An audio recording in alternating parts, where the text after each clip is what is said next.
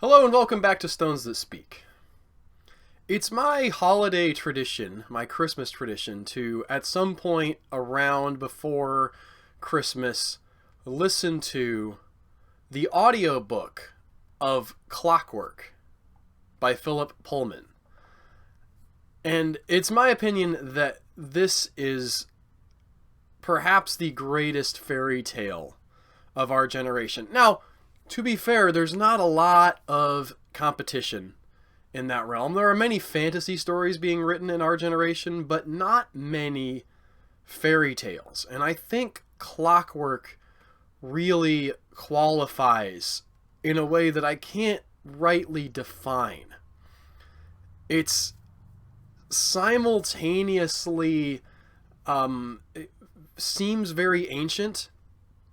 It has that ancient sensibility of things happening in fairy tales that are not quite explainable, that don't require an explanation, and yet it's kind of sort of postmodern in that it has a nested structure that is very interesting and almost integral to the story. And I was meditating on this story this Christmas season, and having recently listened to it again, I realized something about it that I had never thought of before. And this will be a spoiler for this little book that you've probably never heard of. I'm going to break down the plot to really get to my point.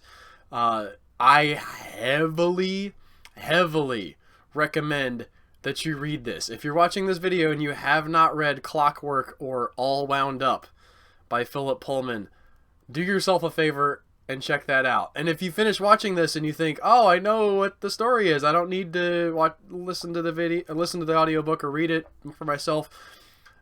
No, you still need to listen to it. It's amazing. But there's an interesting pattern to this story that I'd never noticed until this year. And I've listened to it probably 5 or 6 years now. Like I said, every year at Christmas. And I finally, this year, as I was listening, kind of like got the overview of like, oh, some thematic elements that I hadn't realized were pretty obvious in the story, but sometimes you got to absorb the thing before you can sort of start taking it apart and understanding it. And this is a story about, I think, fundamentally man's inability of himself to bring forth and finish his work. Right? There's this threefold strand of different characters who are creators in some sense or another, whose work is not finished. And there's a character in this book that binds all of these people together named Dr. Calmenius. Dr. Calmenius is, for the purposes of understanding how this story works, the devil. He is not called the devil. He's very much sort of described as a man who's seeking after the things of technological prowess and understanding.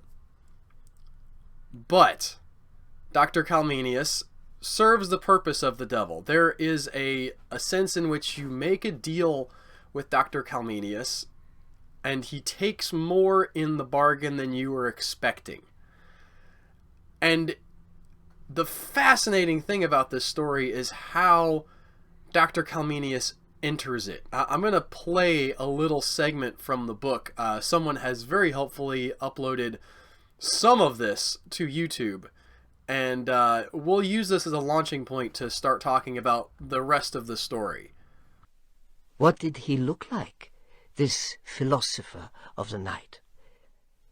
He was very tall and thin, with a prominent nose and jaw. His eyes blazed like coals in caverns of darkness. His hair was long and grey, and he wore a black cloak with a loose hood, like that of a monk. He had a harsh, grating voice, and his expression was full of savage curiosity. Now, it's important to remember at this point in the story that we are listening to Fritz, the storyteller, describe this character, Dr. Calmenius. Dr. Calmenius is made up by Fritz. Or so he thinks. And that was the man who... Fritz stopped. He swallowed, and his eyes moved to the door. Everyone followed his gaze. The parlour had never been so still. No one moved. No one dared to breathe. For the latch was lifting. The door slowly opened. On the threshold stood a man in a long black cloak with a loose hood like a monk's. His grey hair hung down on either side of his face, a long, narrow face with a prominent nose and jaw, and eyes that looked like burning coals in caverns of darkness. Oh, the silence as he stepped inside. Every single person in the parlour was gaping, mouth open, eyes wide, and when they saw what the stranger was pulling behind him, a little sledge with something wrapped in canvas, more than one crossed themselves and stood up in fear. The stranger bowed. Dr. Carminius of Schatzberg at your service.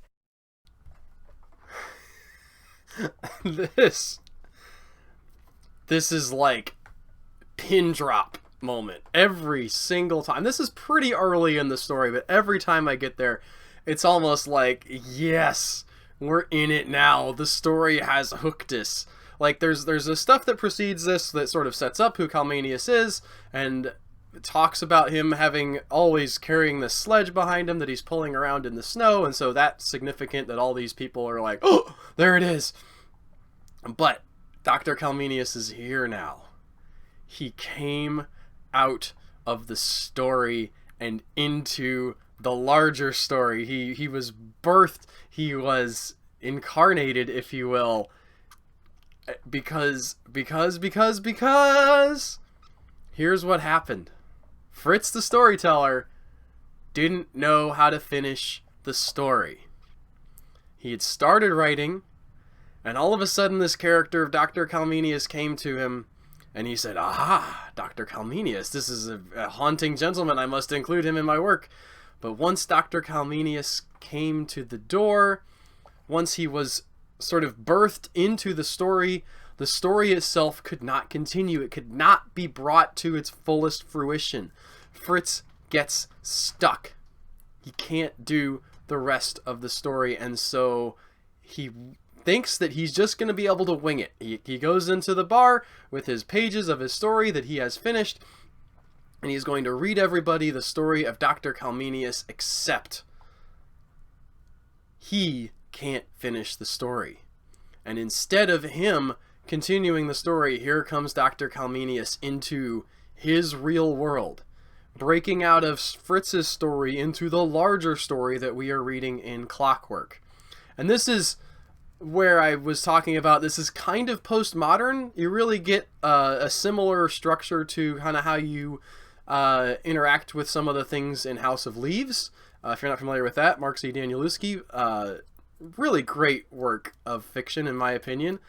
Plays with a lot of this stuff of intertextuality and stories meshing together and one story bleeding into another story, but in novel length form with all kinds of cool formatting and very weird book that I found compelling at the time that I read it anyway. It's been a little while. But you have that kind of action. Fritz has a character in his story.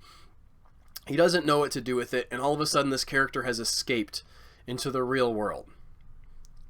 Now, this is not chronological exactly, but I'm putting it in this order so you can understand. Here comes Calminius. He's now in the real world. Fritz is his first victim, in a sense.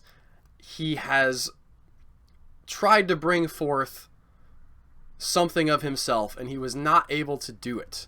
He is not able to complete his own work, and he turns to Dr. Calminius, this person who, as I mentioned, plays the part of the devil, and like the devil, at least from the vision of Milton's Paradise, this character is very much about the ability to complete things with science, with his own knowledge, right? The works of his hands are sufficient to bring forth whatever you need. He has logic, he has technology, he has the deepest understanding of the magical arts, and these things he promises you, Fritz and the other characters in the story that we're going to get to in a minute, will fulfill their desires. But strike one doesn't work out so well for Fritz. To talk about the next character, we have to go back into the story, which has now become real. Now, Fritz is borrowing on a technique of making his story seem lifelike. He is talking about characters that the people in his surroundings will know about, and he says, I don't know if you heard the story about how the prince and the princess had that weird incident at the castle. And of course, the assumption would be, okay, they didn't hear about this because he's making it up, but the prince and the princess are real characters. It seem to be, at least, real figures in this story, even before Fritz starts telling it. And the prince, his problem is, and the princess together, they cannot bring forth an heir. And they wait and they wait and they wait, and there's no heir forthcoming until finally the princess wishes on the tolling of the bells, the clock that tolls out the time, and she says, I wish that I could have a child with the voice of a bell, and I forget the sweetness of the sound of bells, right? So it's all enmeshed up in the clockwork. Don't forget, we're talking about a universe made entirely mechanical. It's completely self-contained. You can look at it, you can take it apart, you can understand how it works. This is the vision that Dr. Calmenius wants to give you of the universe. He's giving you this completeness, and so she wishes for this child that will be a reflection of this technical completeness of Clockwork. She doesn't know about Dr. Calmenius as a person yet in the story, but that's her manifest wish. And so she brings forth this child, and he immediately dies. So the prince, in his anguish and horror, picks up the corpse of his child and carries it, not telling his wife, to Dr. Calmenius of Strasbourg. Now, we are still inside the story as Fritz has told it. The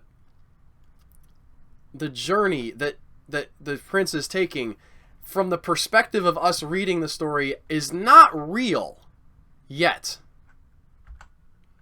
But we've already jumped ahead, so to speak, and spoiled the fact that Dr. Calmenius is going to be manifest in this story, and so we're going to talk about this as if it's because it will play out in the real world of Clockwork, that the prince now has this second strand, this thing that is not able to be completed by him.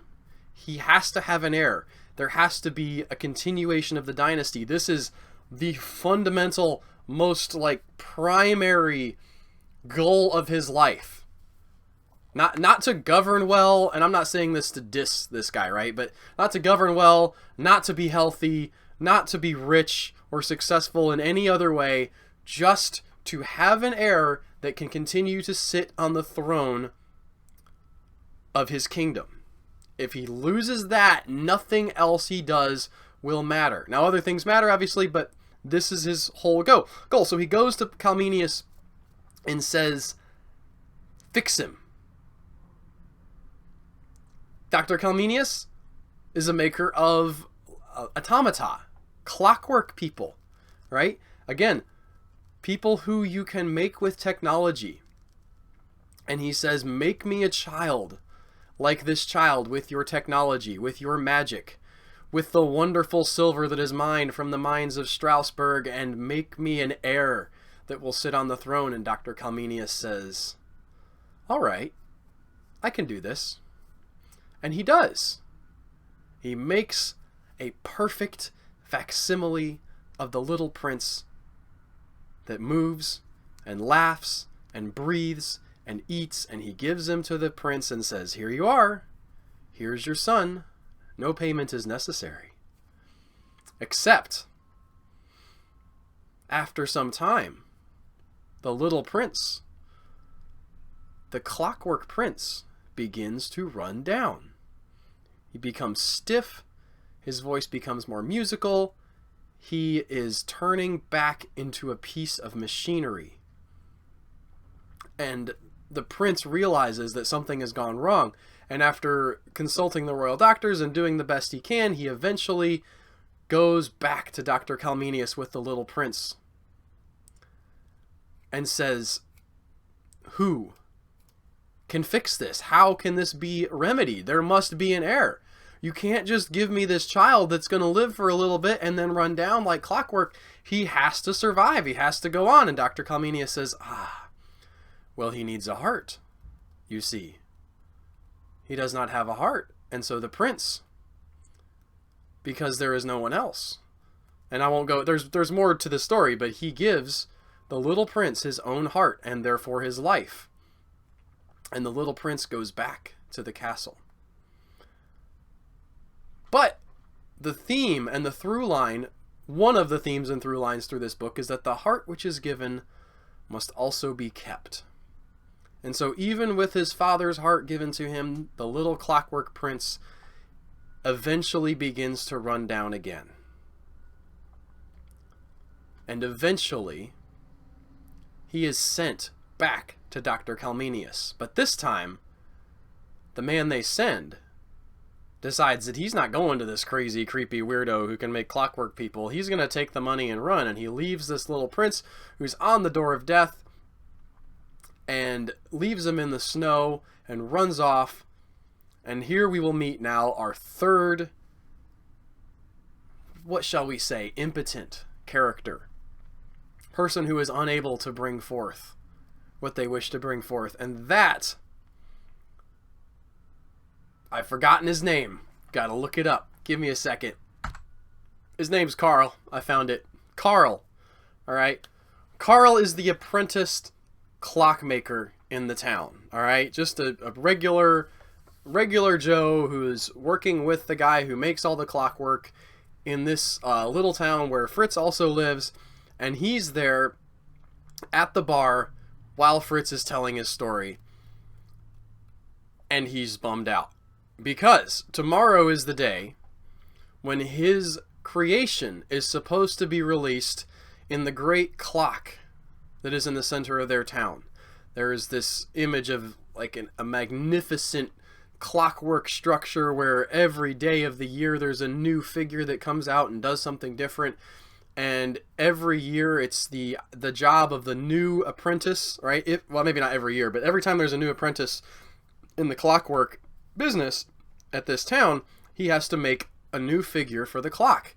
And this is sort of his inaugural achievement, let's say, the thing that's going to set him off as being his own man and his own individual. Now he's not an apprentice anymore. He's his own clockmaker, clockwork man, so to speak.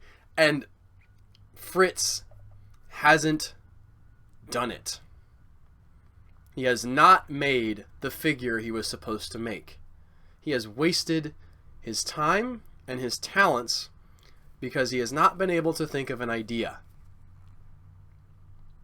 And he's despondent at the beginning of the book. And Dr. Calmenius comes in and everyone scatters from the bar. Everyone's horrified that this figure that they thought was only in a story with eyes like burning coals is now in their presence, and they leave except for Carl. Carl just sits there and drinks. And Dr. Calmenius cozies up to him and says, "Hey man, you're looking really sad. I don't know why you're so sad, but is there anything I can help you with?" And Fritz is like, tells him the story. And Dr. Calmenius says, you don't need to worry about that. You can wind up the future for yourself. All you have to do is wish. Wish for something, my dear boy. And he, of course, wishes for clockwork, for a figure to put into the great clock. And Dr. Calmenius says, why, I have just the thing. And he shows him the figure that is on the sledge that he's been dragging around. And it is a knight, a clockwork knight named Sir Ironsoul.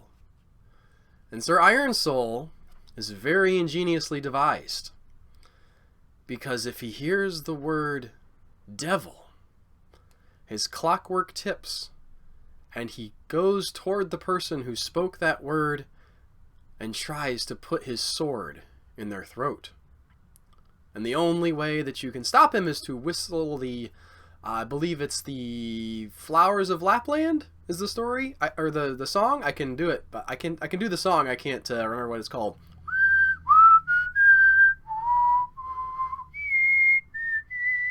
They have it in the book, the audio book. It's really great. Every time somebody needs to whistle the song, and so this little figure is given to Fritz, and Dr. Calminius disappears. Not in the poof of smoke. He just leaves. He just says, "Here you go, bye," and he's gone into the night. And here Fritz looks at this thing and he thinks, "Why stop with just putting this in the clock? Why, I could have everything I want. I could go around tricking people into saying devil, and I could assassinate them and be far, far away when the assassination happens, and then just move on to the next town with my little clockwork knight, Sir Iron Soul." Right there, and by the way, I love the imagery right here. The idea of the iron soul, the soul made of the impenetrable substance, the clockwork soul. This is Dr. Calminius's philosophy through and through. And so Sir Iron Soul is going to be his ticket out. Except, of course, because it is a fairy tale, Fritz says devil by accident. And he can't remember the song. And Sir Iron Soul marches forward and kills him. And now we have all three of our persons who were not able to bring forth what they wanted to bring forth. They made their deals in their various ways with Dr. Calminius, and Dr. Calminius, the master of machinery and logic and science, was not able to ultimately fulfill everything that these three men had wished for. But you will recall the little prince wandering around in the woods. He has been left, and he is running down, and his voice is only able to barely whistle out just the simplest musical sounds. It is not a voice hardly at all. It's just clockwork. And the little prince, as he's stumbling along in the darkness, comes to this place. Now, at the same time that he's been wandering around in the cold, the little innkeeper's daughter, Greta, has been trying to set things right. She's the one who finds the pages and realizes that Fritz hasn't finished the story. She goes to the story and she says, "Fritz, you gotta finish the story. Fix this for us. Dr. Calminius is creepy. There's something bad gonna happen if you don't do it." And Fritz is like, "Nope, I'm out, bye," and like literally goes to the next town. And Greta goes back to the tavern where she finds that there's this murder taking place with Sir Iron Soul. She is of course shocked and says something about the devil just out of, you know, sheer ignorance, doesn't know anything. And Sir Iron Soul turns and starts coming towards her, and at the very last second, who should come in the door but the little clockwork prince who has been wandering through the snow, and he whistles his little tune, the only tune he knows, which just so happens to be the Flowers of Lapland. And Sir Iron Soul stops his forward march. And Greta, the little innkeeper's daughter, or Greta, I forget, she finds this little boy, this clockwork boy, and tries to warm him up and tries to make him better. Now, the thing I've forgotten, I said I wasn't going to talk about it, but I actually got my events out of order. Gretel is the one who's attacked first. The little clockwork prince shows up, saves her. Fritz finds the clockwork prince and Sir Iron Soul. The clockwork prince appears to Fritz to be now just a work of clockwork. And so Fritz, as I said earlier, thinking, aha, I have a better work of clockwork. I don't have to put Sir Iron Soul in there. I can put this in the clock and then use Sir Iron Soul to do my murdering. So, like I said, I got my events out of order. It's a scattered story the way it's told anyway, which is great. I love the way the timeline is sort of scattered up. He goes and nails up the little prince into the clock, not knowing that it's the prince, right? Just thinking, here's this marvelous piece of clockwork that showed up in the bar. Greta's not there to stop him, but she's been trying to help the little prince out, and eventually, of course, as I mentioned, Fritz gets killed by Sir Iron Soul, and so now we have the stage set, and Gretel, I'm just gonna alternate Greta and Gretel because I'm too lazy to look it up. She finds the little prince nailed to the gurney in the giant clock, and there's nothing that she can do to release him, and so she stands there and wraps her arms around him in the cold and the freezing of the winter, and gives him what warmth she can and what love she can. And the next morning, when all the people gather together to see the clockwork that Fritz had made, what comes out is not the Clockwork Prince, but a real full human boy who has been transformed by Greta's love into what his father hoped he could be, and has been transformed by Greta's love into something greater than any clockwork could ever be made by Carl, and has been transformed through Greta's love into the culmination of a story that Fritz himself could have never come up with. And this was my realization this year in reading this story, this very beautiful story called Clockwork, that it's really a message about how the clockwork of the universe is not enough. The mechanical world is not sufficient to sustain life. It's not a story that you can complete. It's not even a work that you can bring forth fully by itself. Just the knowledge of how to build something doesn't get you where you need to be. There has to be love.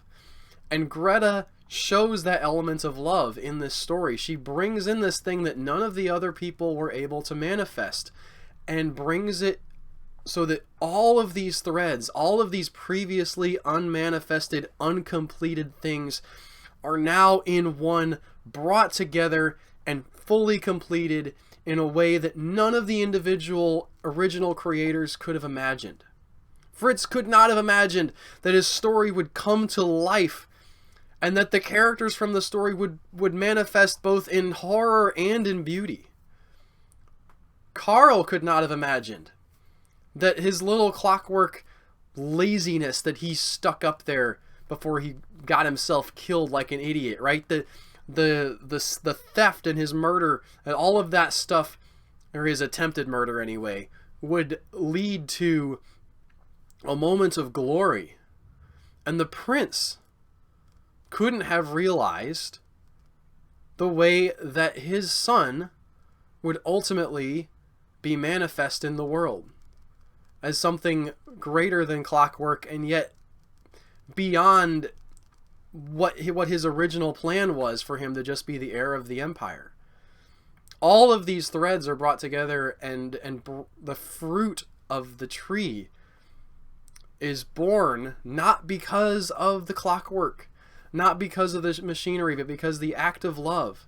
Because there is something over the story bringing these threads together. There is an author of all these things, making them be in the correct form, in spite of the failures of the many people in the book, in spite of the fact that Fritz and Carl and the prince can't bring forth what they need to bring forth, and in spite of the fact that Greta is not strong enough to save on her own this little prince, or even hardly herself. She can't bring the story back from Fritz. She rushes and she tries. She can't unbolt the little prince from the mechanism where he's been put. She can't do anything except express her love.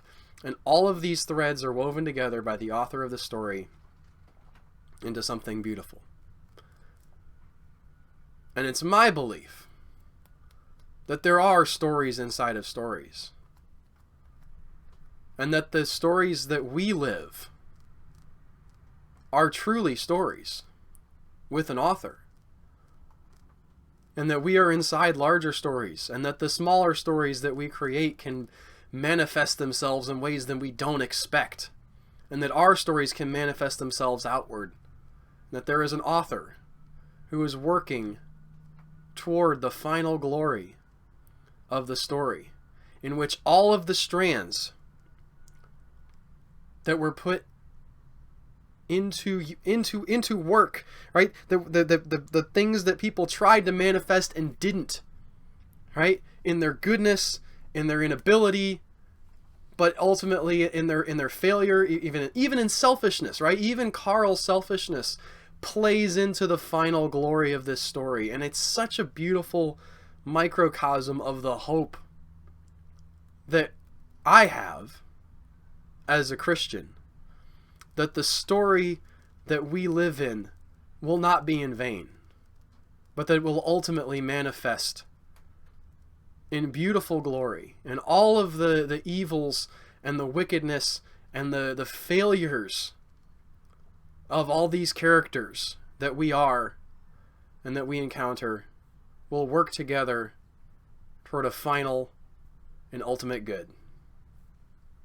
That's it. That's my post-Christmas thought. I hope you enjoyed it. I hope that you are inspired to go and read Clockwork. It is a fantastic, beautifully written story, woven together in a way that I have absolutely done no justice to whatsoever, except to sort of give you the broad points. You owe it to yourself to check this story out. It is sadly no longer available on Audible. I have the Audible edition that I bought back when it was available, and they lost the rights or something, which is stupid, but you can buy an audio CD. Someone uploaded some of it to YouTube, but I think